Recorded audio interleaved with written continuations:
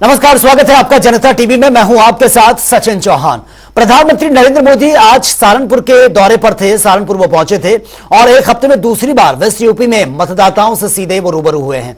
एक तीर से कई निशाने साधने में महारत के चलते मोदी न सिर्फ लोकसभा चुनाव में जीत का मंत्र समर्थकों को दे रहे हैं, बल्कि आसपास के राज्यों की लोकसभा सीटों को भी साधने का काम किया है। दरअसल उत्तराखंड, हिमाचल और हरियाणा से सहारनपुर जिले की सीमाएं सीधा जुड़ी हुई हैं। सहारनपुर के मंच से पीएम मोदी ने विपक्ष, कांग्रेस, सपा और इंडिया अलायंस पर जमकर निशाना भी साधा है। हमारा ये स्थान मां शक्ति का स्थान है। हमारा ये स्थान मां शक्ति की साधना का स्थान है और हिंदुस्तान के हर कोने में शक्ति की उपासना ये हमारी स्वाभाविक आध्यात्मिक यात्रा का हिस्सा है। हम वो देश हैं जो कभी भी शक्ति उपासना को नकारते नहीं है, लेकिन ये देश का दुर्भाग्य है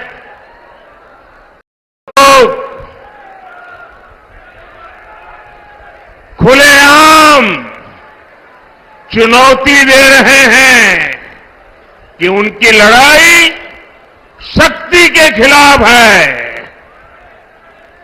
क्या कोई शक्ति को खत्म कर सकता है क्या? हम लोग सहारनपुर में उत्तर प्रदेश की लोकसभा चुनाव की दृष्टि से देश के अंदर जब 2024 के लोकसभा का चुनाव की शुरुआत हुई है तो उत्तर प्रदेश के अंदर ये नंबर 1 की लोकसभा है। सहारनपुर से ही शुरुआत होती है और सहारनपुर में आज आदरणीय प्रधानमंत्री जी का मार्गदर्शन हम सबको प्राप्त होगा। बहनों और भाइयों, हम सब सौभाग्यशाली हैं, हमने बदलते हुए भारत को देखा है। हम एक ऐसे भारत का दर्शन कर रहे हैं जो भारत दुनिया के अंदर वैश्विक मंच पर एक ग्लोबल लीडर के रूप में आज जाना जा रहा है। जो भारत सुरक्षित भी है, जो भारत आज अपनी वर्ल्ड क्लास इंफ्रास्ट्रक्चर के लिए जाना जा रहा है, जो भारत दुनिया के अंदर विकास का मॉडल क्या होना चाहिए आज भारत दुनिया को दे रहा है। और यही नहीं, गरीब कल्याण के लिए क्या कार्यक्रम होने चाहिए इसका मॉडल भी दुनिया के अंदर कोई दे रहा है तो भारत दे रहा है। बहनों और भाइयों, भारत का यह मॉडल केवल यहीं तक सीमित नहीं है। नौजवान की आजीविका हो या भारत की आस्था का सम्मान, पहले लोग हिचकते थे इन मुद्दों को टच करने के लिए, लेकिन आज कोई हिचक नहीं। जो भारत का है, भारतीयता का है, भारत के हित में है, मोदी जी के नेतृत्व में उस कार्य को करने में कोई हिचक नहीं, उसमें कोई रुकावट नहीं, कोई बैरियर नहीं। और वही बैरियर आज जब धीरे धीरे करके समाप्त हुए हैं तो एक नए भारत का दर्शन हम कर रहे हैं। हमारी पीढ़ी सौभाग्यशाली है कि हम नए भारत का दर्शन भी कर रहे हैं, नए भारत के अंदर अपने भविष्य का निर्माण भी कर रहे हैं, आने वाली पीढ़ी के भविष्य को भी बना रहे हैं। और हमारा सौभाग्य है आज सहारनपुर में नए भारत के शिल्पकार के रूप में प्रधानमंत्री मोदी जी का मार्गदर्शन हम सबको प्राप्त होने जा रहा है। और वे सपा सुप्रीमो अखिलेश यादव कल गाजीपुर जाएंगे, जहां पर वो मुख्तार अंसारी के परिवार से मुलाकात भी करेंगे।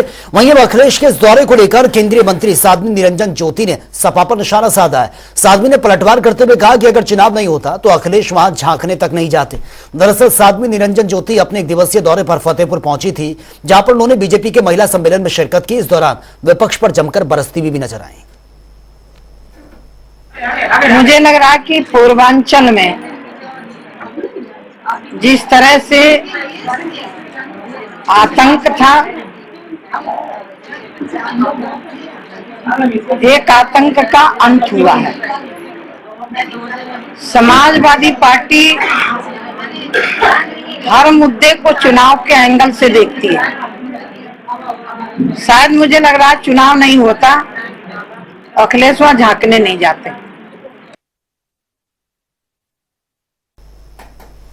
और ईद की तैयारियों को लेकर बाजारों में रौनक बढ़ती जा रही है और इन दिनों रमजान के पावन मौके पर पिछले कुछ समय से बाजारों में चहल पहल भी देखने को मिल रही है। खरीदारी करने के लिए लोग भारी संख्या में दुकानों पर पहुंच रहे हैं। गोरखपुर की तस्वीर आप देखिए, बाजारों का क्या हाल है यह जानने के लिए हमारे संवाददाता सुभाष गुप्ता की यह रिपोर्ट आप देखिए। रमजान का 5 महीना चल रहा है और अंतिम पड़ाव पर है। ईद का त्योहार बिल्कुल नजदीक है। ऐसे में आप देख सकते हैं कि बाजार जो पूरी तरीके से यहाँ पे किस तरीके से सजी हुई है। लोग यहाँ पे खरीदारी कर रहे हैं क्योंकि ईद के त्योहार में खरीदारी जम के होती है। आप देखें यहाँ पे किस तरीके से ये रंग बिरंगी टोपियां लगी हुई है, इत्र लगे हुए हैं और आप देखेंगे इधर की जूते की दुकान है। जूते की दुकान पे भी लोग खरीदारी कर रहे हैं या महिलाएं हैं। किस तरीके से महिलाएं भी खरीदारी कर रही हैं, यानी कि बाजार पूरी तरीके से सज गया है। यह गोरखपुर का बड़ी मस्जिद है जहां पे पूरी तरीके से भीड़ भाड़ है क्योंकि यहाँ पे लोगों ने खरीदारी शुरू कर दी है। आपको बताते चले कि ईद के त्योहार में सेवइयों की बात ना हो तो वो त्योहार पूरी तरीके से फीका पड़ जाता है। आपको हम लेके चलेंगे सेवइयों की दुकान पे और पूछेंगे कि इस बार कौन कौन सी सेवइयां आई हुई है। आप देखेंगे यहाँ पे ये सेवई की दुकान है और यहाँ पे लोग खरीदारी कर रहे हैं। ये बगल में ही इत्र की दुकान है। इत्र है यहाँ पे बाकायदे जो है खुशबू के लिए यहाँ पे इत्र बिक्री हो रही है और यहाँ पे देखिए तरह तरह की वैरायटी है। सेवइयों की तमाम वैरायटी यहाँ पे है। बाहरी सेवई भी लोग लाके यहाँ पे बेचते हैं और लच्छेदार सेवई है, महीन सेवई है। आप देखें यहाँ पे लगातार ये सेवइयों की दुकान है और लोग खरीदारी कर रहे हैं। दोनों पट्टियों पे ये मार्केट में पूरी तरीके से दोनों पट्टियों पे तरह तरह की जो है यहाँ पे सामान बिक रही है त्योहार को लेके। आप ये देखें यहाँ पे लोग खरीदारी कर रहे हैं। ये सेवई की दुकान है और आइए बात करते हैं यहाँ पे कि इस बार कौन कौन सी सेवई आई हुई है। भाई तो एक मिनट समय दीजिएगा। कौन कौन सी सेवई है लोग इस बार जो खरीदारी कर रहे हैं? आइए इस बार जो सेवई है वो ज्यादातर बनारसी दिखती है। बनारसी हो गई, चिमानी हो गई और लच्छे वाली हो गई, ये हो गया रिफाइंड वाला लच्छा, पेनी है। कई तरह तरह की वैरायटियां सारी सेवइयां लोग हैं। कहाँ से ये वैरायटी जो आप बता रहे हैं कि ये कहाँ से सामान आप बनाए और रेट क्या होगा? ये ज्यादातर तो आपके गोरखपुर शहर की है, सामान की बात करती है और जो है ज्यादा लोग और पसंद करते हैं तो कानपुर के आगे जैसे डब्बे वाली आ गई, कानपुर में सुनी हुई रहती है। और एक बनारस की हो गई जैसे कि वो देखते हैं आप, तो बनारसी हो गई। दिखाइए उधर दिखाइए, बनारसी है ये महीन सेवई है पूरी तरीके से, महीन सेवई है ये। इसको लोग ज्यादा पसंद करते हैं। और ये देखिए ये पूरी तरीके से तेल में भुना हुआ है। ये कौन सा सेवई है? ये लच्छे वाली है। लच्छे वाली सस्ती नहीं है, जो दूध में बनाई जाती है। दूध में बनाई जाती है। अच्छा, रेट इस समय क्या महंगाई का कुछ असर है? रेट बढ़ा है? महंगाई तो है ही, महंगाई तो है ही। और जो जहाँ पे लोग 5 किलो खरीदते हैं वहाँ 2 किलो खरीद रहे हैं। जो 2 किलो खरीदते तो आधा किलो 1 किलो में अपना काम चला रहे हैं। आप बताइए, आप खरीदारी करने आए हैं, कौन सी सेवई सबसे बेस्ट है जिसको आप पसंद कर रहे हैं और ले जाते हैं? ले जाते हैं। किस रेट में मिल रहा है? पहले से क्या इस बार कुछ सस्ता हुआ है? 80 रुपए इसमें है, 100 रुपए बोले 80 रुपये पर एक रेट में मिलिए 70 सेवई का मिठास जरूरी है इस समय, सेवई इम्पोर्टेंट होता है त्योहार, काफी जरूरी है। और क्या आप भैया कहाँ से हैं? खरीदारी कर रहे हैं?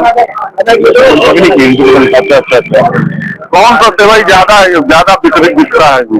वो तो मालूमात नहीं, घर के बाहर रहते हैं, किसी की भी ऐसा मालूमात नहीं है। पहली बार मार्केट में नया है और सीधे कहीं मोबाइल की कितना रेट है, रेट लगवाए हैं। कुछ और भी यहाँ पे महिलाएं हैं, उनसे बात करने की कोशिश करेंगे। कहाँ से आए हैं आप, खरीदारी कर रही हैं? कौन सी सेवई ज्यादा अच्छी है?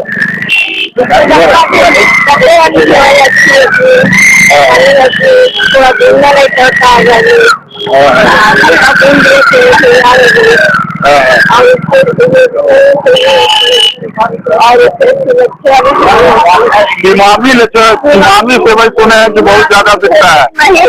वाली मिलती है, वाली बनती है और इसकी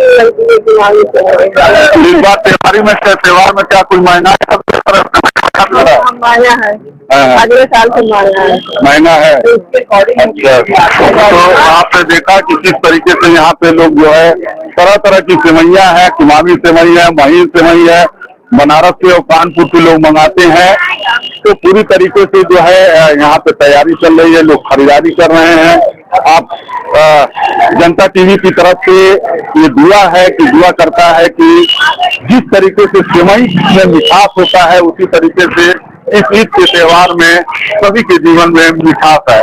सुभाष गुप्ता, जनता टीवी, गोरखपुर। और वहीं ईद को लेकर रायबरेली में भी बाजारों में रौनक देखने को मिल रही है। हमारे संवाददाता राहुल मिश्रा की ये रिपोर्ट आप देखिए। ईद का त्योहार है और बाजारों में फिर से रौनक नजर आ रही। बाजारों में आप साफ तौर पे देख सकते हैं कि किस तरीके से भीड़ नजर आ रही। लोग ईद की तैयारी के लिए बाजारों में आ रहे हैं और खरीदारी कर रहे हैं। यहाँ पे कुछ दुकानदार भी मौजूद हैं, उनसे भी बात करेंगे और जानना चाहेंगे कि आखिर इस बार किस तरीके से ईद की तैयारी चल रही है, क्या बिक्री हो रही। दादा क्या नाम है? रजी खान नाम है हमारा। क्या लग रहा है हर साल की अपेक्षा इस बार ईद के? नहीं, हर साल की तरह इस वक्त थोड़ा सा डाउन है इस टाइम। क्या महंगाई पिछली बार से इस बार? कुछ महंगाई का असर है और एटलीस्ट सारी बातों का एक कॉन्सेप्ट अगर हम आपको बताएं, मुझे इंटरनल मेरी थॉट्स है। जो लॉकडाउन के पीरियड से जो ऑल टोटल मतलब इंडिविजुअल एक ही कारोबार की बात नहीं कर रहे हैं आपसे, कोई भी कारोबार हो वो 50% इस टाइम लॉस मतलब कम पे चल रहा है। इस समय क्या लग रहा है ईद को लेकर के? कुछ दिन बाद ईद है, क्या बाजारों में रौनक नजर आ रही है?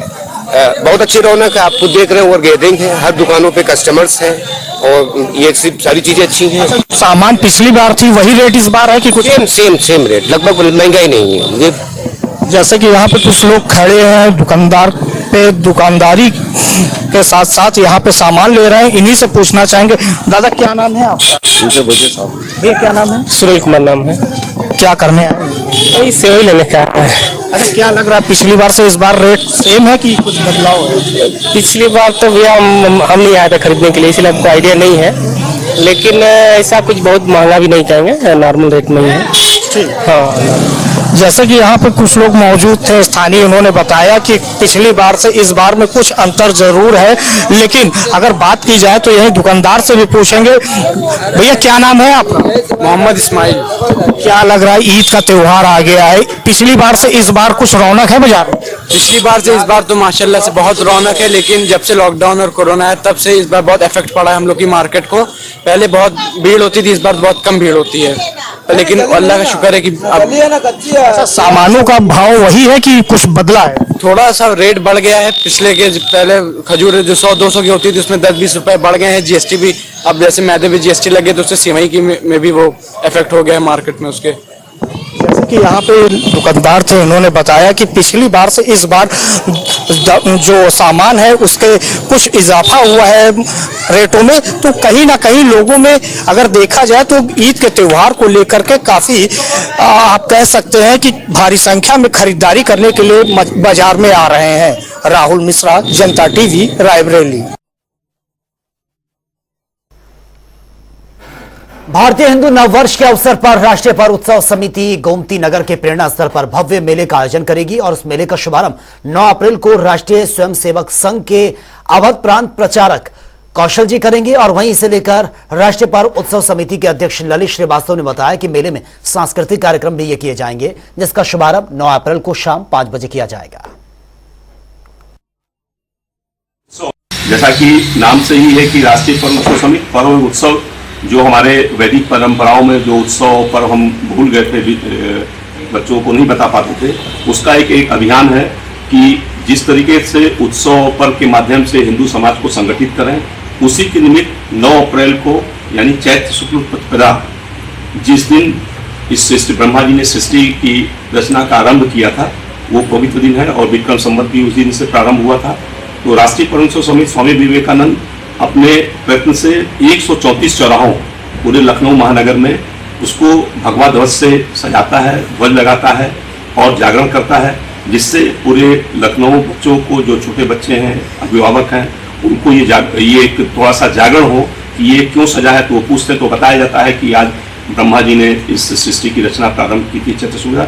अब की चैत्र शुक्ल प्रतिपदा इसलिए भी स्पेशल है क्योंकि अब की प्रभु राम हमारे 22 जनवरी को जो अपने कक्ष में स्थापित हुए, मंदिर में स्थापित हुए हैं, ये चैत्र शुक्ल प्रतिपदा बहुत ही महत्वपूर्ण है। पूरा विश्व इसको अच्छे तरीके से मनाएगा।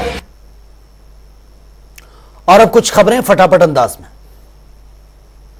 बिजनौर में शहीद के सम्मान में किया गया कार्यक्रम का आयोजन। केंद्रीय रिजर्व पुलिस बल की 62वीं बी बटालियन ने सुरक्षा वालों का माल्यार्पण भी किया और शहीद के परिजनों को सम्मानित भी किया। संगम नगरी से बदलते वक्त की तस्वीर भी सामने आई। परंपराओं को छोड़ पिता की अंतिम इच्छा पूरी करने के लिए बेटियों ने किया अंतिम संस्कार। लोकसभा चुनाव से पहले फतेहपुर पुलिस को बड़ी सफलता मिली। ट्रक चोरी करने वाले गैंग का खुलासा कर दिया। फतेहपुर में ड्यूटी पर गए सिपाही रहस्यमय ढंग से हुआ गायब। अनहोनी आशंका पर परिजनों का रो रो कर बुरा हाल। परिजनों ने पुलिस प्रशासन से लगाया लापरवाही का भी आरोप। बलिया में आबकारी विभाग ने की है बड़ी कार्रवाई। 52 पेटी एक्सपायर्ड बियर के साथ सेल्समैन और मैनेजर गिरफ्तार। आर्य समाज रोड स्थित सरकारी बियर की दुकान पर यह बड़ी कार्रवाई। ललितपुर के सदर कोतवाली इलाके में जुआ खेलते 10 जुआरियों को गिरफ्तार किया गया। करीब 1.5 लाख रुपए नकद समेत सोने के आभूषण बरामद। कार्रवाई शुरू कर दी गई। बदायूं में झोला छाप डॉक्टर के इलाज से एक महिला की मौत की खबर सामने आई है। मौत के बाद क्लिनिक छोड़कर फरार हुआ डॉक्टर। पीड़ित परिजनों ने पुलिस को तहरीर दी। बाराबंकी में चिर्रा गांव में नदी में नहाने के दौरान 5 बच्चे डूब गए हैं। 2 बच्चों के शव बरामद कर लिए गए। अभी 3 लापता है। फर्रुखाबाद के नवाबगंज थाना इलाके में तेज रफ्तार का कहर। पेड़ से टकरा गया अनियंत्रित बाइक सवार। घटनास्थल पर ही दर्दनाक मौत। रायबरेली में हिट एंड रन का मामला सामने आया। तेज रफ्तार अनियंत्रित कार ने एक साथ आधा दर्जन वाहनों को टक्कर मारी। हादसे में कई लोग घायल हैं। घटनास्थल पर हड़कंप मच गया। मथुरा के चौमुहा इलाके में निजी स्कूल बस में आग लग गई। बच्चों में अफरा तफरी मच गई। स्थानीय लोगों की मदद से सभी को सुरक्षित बाहर निकाला। आगरा में डकैती के दौरान व्यापारी की हत्या मामले में बड़ी कामयाबी। एक और आरोपी को पुलिस ने गिरफ्तार किया। ऑटो, तमंचा समेत 2000 रुपए नकद कैश भी बरामद। हाथरस पुलिस को बड़ी सफलता मिली है। डकैती की योजना बना रहे 5 अभियुक्तों को गिरफ्तार किया। कब्जे से अवैध असला, कारतूस, चाकू समेत कार बरामद।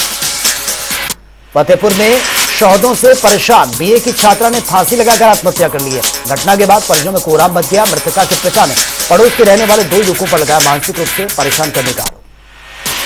लखीमपुर में नीम गांव थाना इलाके में सामने आया सनसनीखेज मामला। पीड़ित महिला का आरोप, लिफ्ट के बहाने बाइक सवार ने खेत में ले जाकर दुष्कर्म किया। पुलिस पर भी आरोपी को बचाने का। अलीगढ़ से इंसानियत को शर्मसार कर देने वाला मामला सामने आया। मुखबदीर किशोरी के साथ हैवानियत की हदों को पार किया गया। तलाश में जुटी है।